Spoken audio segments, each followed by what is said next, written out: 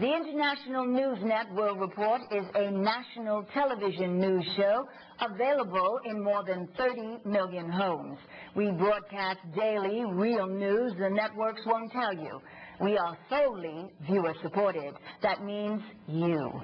You can donate at our website, INNWorldReport.net. We hope you find the following interview informative and helpful.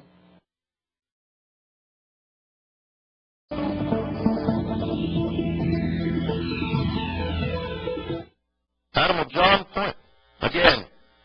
John Poindexter's Total Information Awareness Network, to track the news of every American, was cut off from funding by Congress in 2003. Finished, over with, right? Not so fast. The TIA has continued secretly under the aegis of the Department of Homeland Security and the National Security Agency. To tell us more, we are joined by investigative reporter Wayne Madsen. Welcome to INN, Wayne. Good to be with you.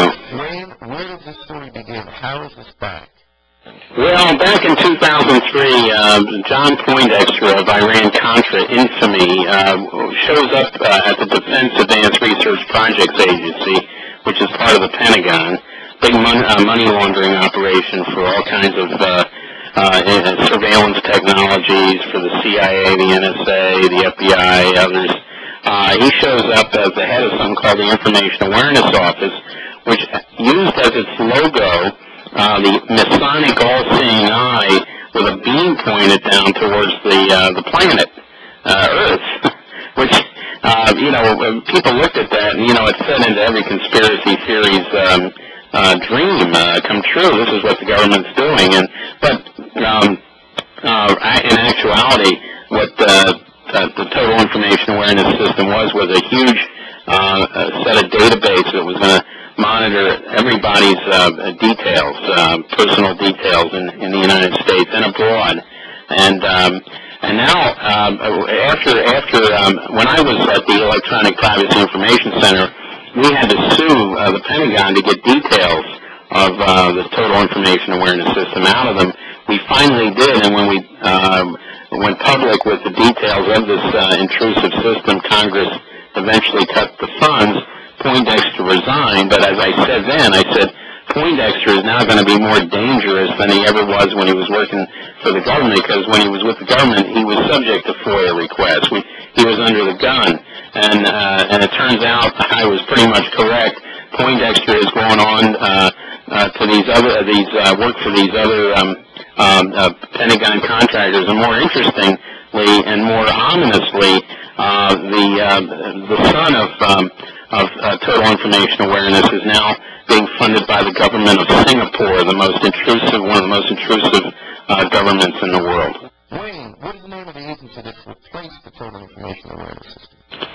It's actually, the acronym is RAHS, RAS, and there's nothing to RA about this particular system.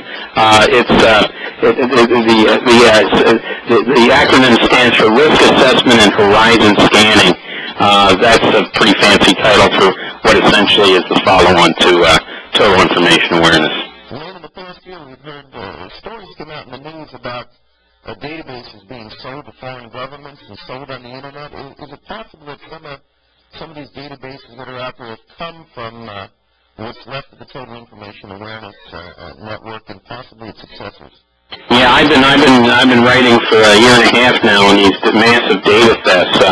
I have two sources from within the intelligence community. It says that most of these data thefts are very targeted by black bag operations people in the intel community who are stealing the data. If they bought it or if they asked for it, there would be a paper trail, and then it would be discovered. So the only way to get it covertly is to steal it. And we know with the Veterans Administration what's been happening to many banks and universities, medical hospitals, medical clinics, HMOs, state governments and local governments, that they've been losing an awful lot of very critical personal data. And the FBI is not interested in investigating these thefts because it's going to go right back to the government. Wayne, now that this has come to light, you've reported it and several other people are looking at this. Do you believe now there will be some government oversight on this issue now that the Democrats are in charge? Well, we know what's going on with Attorney General Alberto Gonzales right now, major malfeasance of office. I think if we look at the intelligence community and people like Admiral Mike McConnell, who replaced old Nick Raponte there as the director of national intelligence, we're going to find similar illegal activity being condoned, supported, and funded in the black budget. And I think it's only going to take, what will stop it is a total house cleaning. They got to get rid of people like McConnell. After he left as the director of NSA, he went to Booz Allen, which is very much involved in these data mining and surveillance programs for the intelligence community. It's also very sinister that his chief technology officer had a preliminary meeting scheduled with the people from Singapore to discuss this ROD system, which tells me that the U.S. is obviously behind in some fashion the development of this project, and using Singapore as a test bed, but allowing total information awareness to be further refined abroad to evade the Congress and U.S. law. Can you tell us about some of the technologies that are being used by the government in this program? Well, it's very sophisticated. It's cross-language. It looks at languages other than English, of course, languages it use other than the Roman alphabet, Arabic, Chinese, Russian, Urdu, Pashto, you name it.